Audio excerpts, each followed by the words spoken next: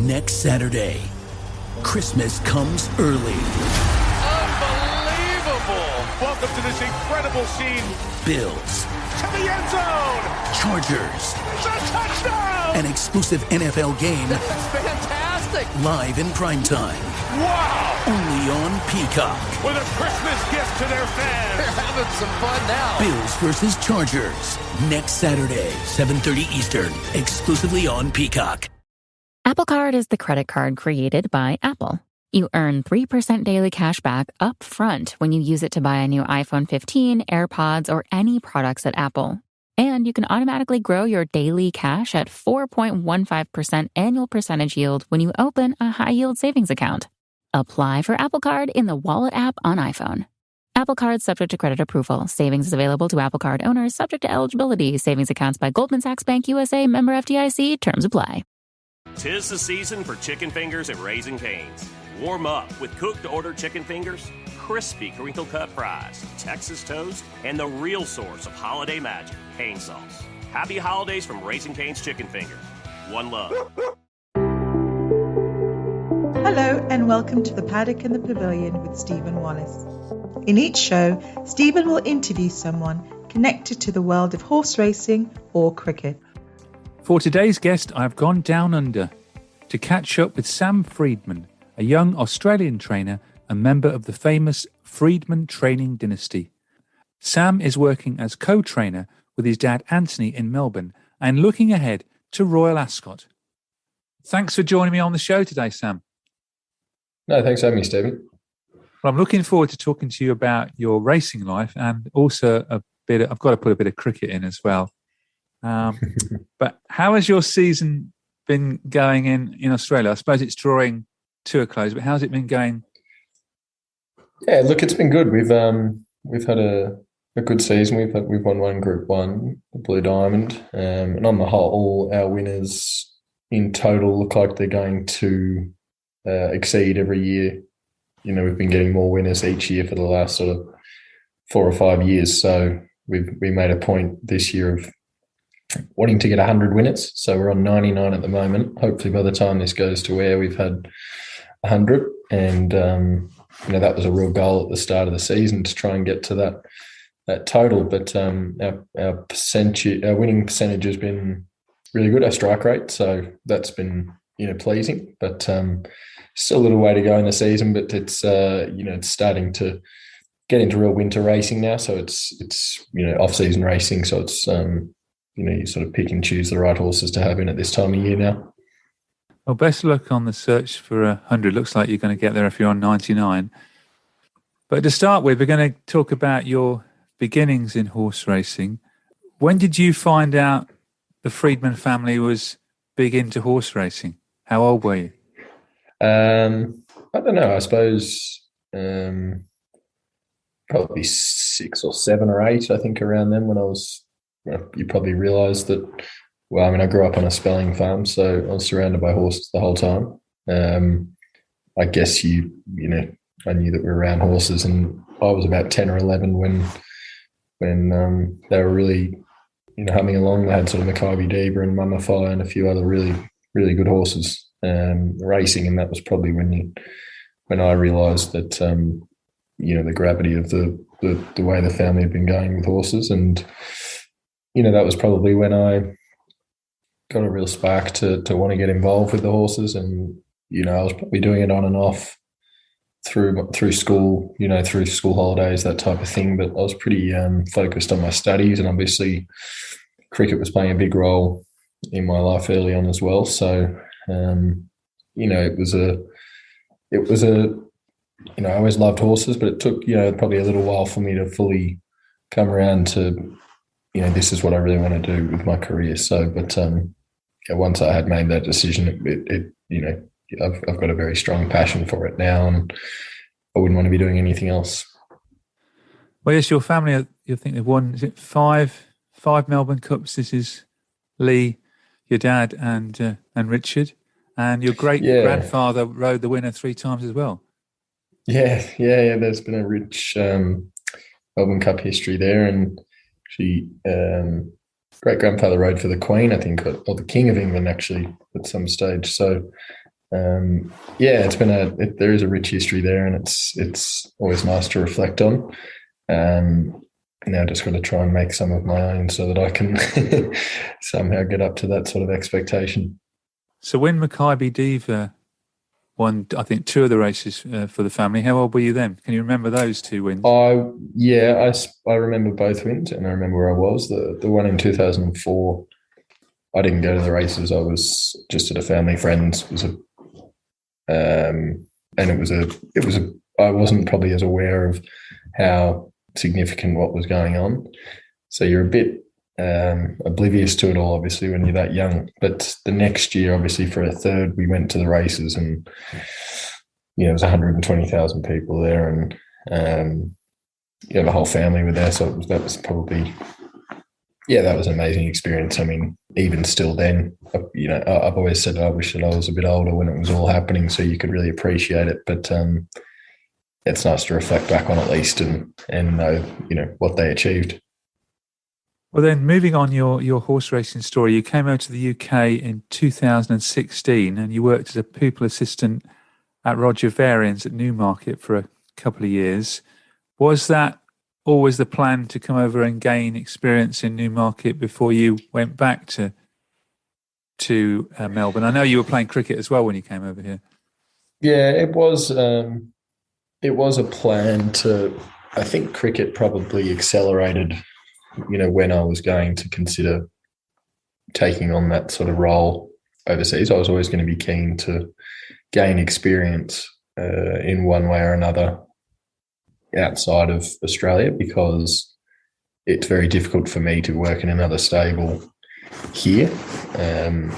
So I think to be able to learn and at least step away from preconceived ideas on myself in Australia and go and trying to work for another trainer here, I think it was the best thing I could do, was to get some experience over there. And Roger Varian was amazing for me. He really looked after me and gave me a really good role to be able to learn, watch, and educate myself. And he taught me a lot whilst I was there. So it was an amazing experience, and it was amazing to be able to mix cricket in with it. It sort of gave me a nice balance between work and enjoyment. Cricket was very much was an enjoyable experience for me over there. And I haven't actually played, I don't think, competitively since. I was playing for Marchtown, so that was really the last time I was playing competitively anyway. Just going back on the racing, how different was it now that you've worked in Melbourne training from the UK to Australia? It's all very different. I mean, Newmarket is unlike anywhere else probably in the world, in terms of the training tools that the trainers have at their disposal, and, the grass gallops and, the way the cars stop for horses. I mean, it was completely different to what it's like here. I mean, Australia is very, we've got all the space in the world, and our training centres are sort of designed on a 10-cent piece, so it's a lot tighter and it's a lot busier everywhere. We're very fortunate where we train is a country property, so it's not dissimilar to how Newmarket is. We train them up a hill, and we've been able to adopt a few sort of training techniques that would be used in Newmarket, just because we've got similar access to a similar training track. But in terms of the racing, it's Australian racing is thriving at the moment. I mean, you get huge crowds, the turnover's massive, the prize money is very strong. England, it's a different culture. It's a very, prestigious. There's a lot of history in the racing game over there. I don't, not saying it as a negative necessarily, but it's probably not as progressive. It doesn't continue to probably move forward and adapt, I think, whereas Australia is very much changing all the time and looking for ways to capture different audiences. And I think that's probably an important aspect of why Australian racing is going so well. And let's just go back. We must talk about the cricket, because you played at my hometown club at Marchtown Cricket Club in Cambridgeshire. How much did you enjoy playing cricket at March? Yeah, it was great fun. It was, I'd gone from playing, in a very serious game at home, back here in Melbourne with Paran, and then going over there, and obviously you got the little bit of pressure when you arrive to Marchtown and you're the international player for that season. But I just looked at it as a really enjoyable experience, and actually found that I probably played some of my best cricket because I was so much more relaxed, and they made it such an enjoyable environment that I didn't feel any pressure. I didn't feel like I had to perform every week. I just went out there and loved it, and we had a great season. I was I absolutely loved my time there. Well, I was looking at the records on Play Cricket, and you were the top run scorer and the top wicket taker that season. You got two centuries as well. You got 130 in one match. Yeah, it was good fun. I mean, as I said, I think having working while I was playing as well took the pressure off the cricket side of it, because I did have things outside of cricket, which I think helped performances. I think if I was just there and I didn't have anything else, you probably build up more pressure on yourself to perform on that sort of moment. So credit to the whole environment that Marchtown had around their club, and it was it was just a lot of fun. Every weekend was a lot of fun. Well, you returned home to Melbourne after the end of the 2017 flat season to work with your dad. Was that always the intention when you went back to do that? Yeah, it was. It was. It actually happened at a time when Lee, my uncle, had just moved to Singapore to train. So the timing was right for me to come back, I think, and take on a more significant role. Prior to me going to England, I was, working as a stable hand and just mucking out and helping out and, running horses up and down and work on the ground, which is obviously a very important part of the whole operation. But I think when I came back, I needed to take on a bit more responsibility and pick up some of the pieces that obviously when Lee went to Singapore, things had to change a little bit. So the timing couldn't have been more perfect to come back and take on a little bit more of a senior role when I first got back. And at the start of the 2020-2021 season, you then joined to become joint trainer or co-trainer with your dad. Yeah, it was. So Dad sort of came to me and said, "Look, I think he thought I was ready to take on my training license and going into partnership." So I wasn't quite sure. I wasn't as sure of. You always have a bit of doubt on whether you are ready for that sort of role or not. But I think obviously, when Dad took his license out, he was only 18 or 19, so. It was very much, he drilled it into me to say, well, you don't know until you take your license and we give it a go. So I've loved it. I'm obviously very fortunate to be in partnership with my dad, who had an established business and everything. So very conscious of that, and I want to make sure that hopefully we can continue to grow and do well and strive for more success, because it'd be very easy to sort of get into my position and not. And drop off a little bit and be a little bit sure of yourself. But I think you've got to, obviously to succeed, you've got to keep adapting and trying to change things and work out where you can do better. And we're pretty good at our self-assessment. And it's been tough, but it's been very enjoyable. How many horses have you got? Have you got two bases as well? We've got two stables. So we've got the capacity to have about 85 to 90 horses in full work, which is as many as we want to have in full work. There's probably about 150 on the books, 160. So horses in Australia, which is different to England, they all, they can often be tipped out for spells just in the paddock where they'll have 6 weeks where they're not in work, they don't do anything. So that allows you to have more horses on the books than necessarily what are in training. It's good. We've got good pressure on boxes. So if a horse isn't performing up to the level that we expect it to, we're pretty honest with owners to suggest, look, it's very expensive to own a horse in the stable. It's probably not worth the races we're going to run it in. It's not going to pay for itself. And we'd rather be honest with the owners to give them a good assessment of the horse's ability. And that allows our numbers in training to stay fairly tight, because we're not just trying to have horses in the stable to fill boxes. So makes that little bit easier.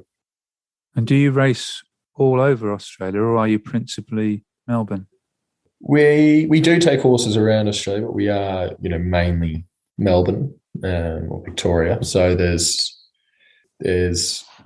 we've always got the two bases, but then during the carnivals, like the Sydney Carnival, Queensland Carnival, Adelaide, we will take horses to all of the carnivals if the race suits the horse. We're fortunate to have really good connections in each state to be able to send horses to different stables and travel staff, and logistically it can work out quite well. So I think that makes it a little bit easier.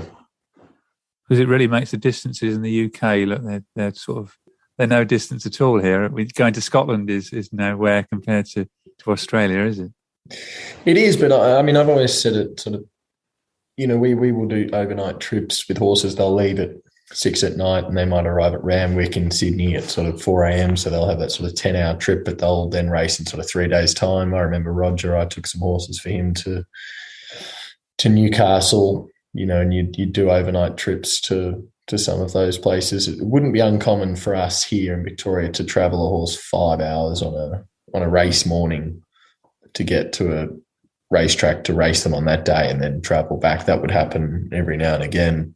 I think in England they're much happier to stay a day or two in a location, and Australia, we only really do that when they're going into state. So I think that aspect of it's a bit different. And what's it like working with your dad? Do you complement each other well?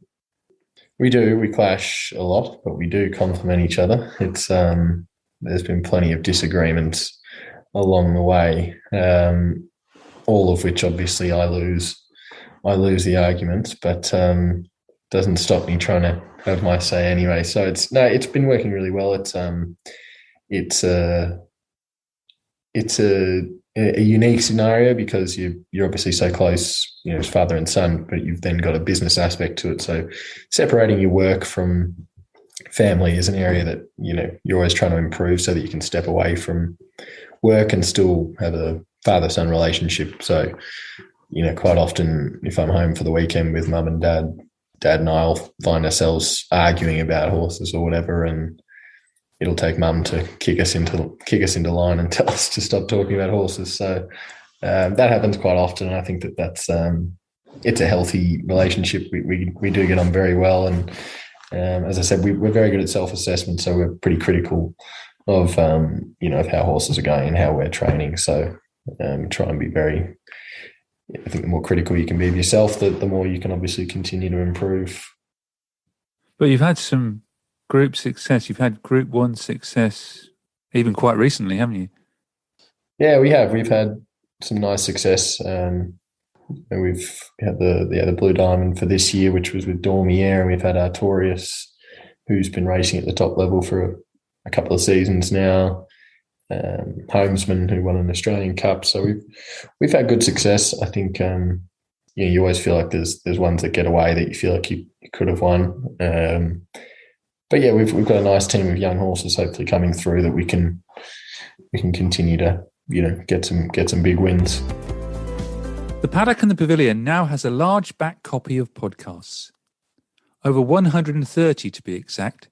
In November 2020, I was joined by Sam's uncle Richard Freedman, another member of the Freedman dynasty who has enjoyed Group 1 victories. In this clip from episode 16, a star of the turf and TV and the joy of Sub-Zero, Richard recalls his first ever winner at only 18. And I read you were the youngest professional trainer to train a winner in Australian racing history at 18. Is that right? Well, at that time, there may have been someone younger by a few months because you've got to be 18 to have a trainer's license. So I got my trainer's license, I think, on my 18th birthday. And then sometime in that year, I trained a winner. So it may still stand as a record, but, at the time, it definitely was. So what do you remember about that day, and what course was that at? I can't remember a lot about it, actually. It was at Canberra, and the horse's name was Delta Sun. I remember that. And many more. I remember he won a 1,200-metre maiden, and that's about as much as I remember. And as you said earlier on the podcast, Australian racing's really on the up and up. I was listening to the Nick Luck Daily podcast where the TRC rankings at the moment have got 4 of the top 10 horses are from Australia. Why do you think that's the case? I don't know. It's a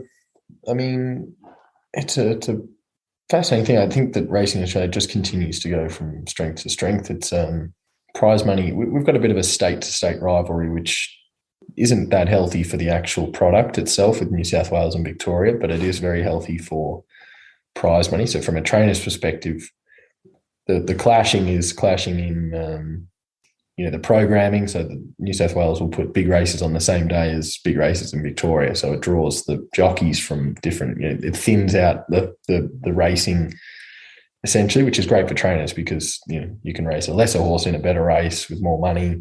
But I think they've nailed the product here and they're really starting to capture a different audience, a younger audience, which I think is important because racing's obviously been the age demographic for interest in racing probably worldwide has always been quite old. It's people that have followed it from when they're very young. So I think they're recognising the significance of getting the young into racing. So, having performances after the last at race meetings and having live acts and getting some entertainment to give you an option away from the races as well, which I think is important, and that's keeping it all in the public eye. And there's a lot of interest around the big races, and it's been good to be a part of.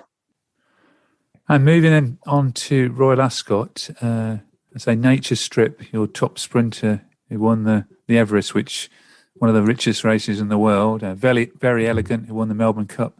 They're both coming over to Royal Ascot. And you've also got a horse yourself, Artorius, who's coming over the Platinum Jubilee Stakes on the Saturday of the Royal Meeting. Yep. I think, Nature Strip, he'd nearly be the best bet of the week, I think, over there in the King's Stand down the straight. He's a lightning fast sprinter who's done it at the top level out here for a very long time. He's beaten everything that's around here, and at his best, he's probably the best sprinter in the world. And I think he's going to be very hard to beat in that race. Artorius, for us, he's hitting the Platinum Jubilee on the last day. There's another horse from out here, Home Affairs, who's coming over, which Chris Waller trains as well, who's a very good 3-year-old. They're 2 very good 3-year-olds that are coming over. And at the weight scale, I don't think they're particularly well off in a Platinum Jubilee, really, with the different hemispheres and how old they really are. But they're both solid 3-year-olds that should figure somewhere in the finish. There's a lot of water to go under the bridge. They've got to fly over and settle in, and they've got to pick up their work, and so it's a big challenge travelling them. But I think that all 3 of the horses going over for Royal Ascot from Australia look like they're going to the right races, and obviously Very Elegant's gone to France. So she's arguably maybe in the twilight of her career, whether she's right at the top of her game at the moment. Time will tell, but she handles soft ground, which I'm sure she'll get over there. And, she's been an amazing mare, obviously, with, how many Group 1s she's won. So it's good to see Australian horses on the world stage anyway. Yeah, it must be a while since we've had Australians over for Royal Ascot. So your family won with Miss Andretti back in 2007.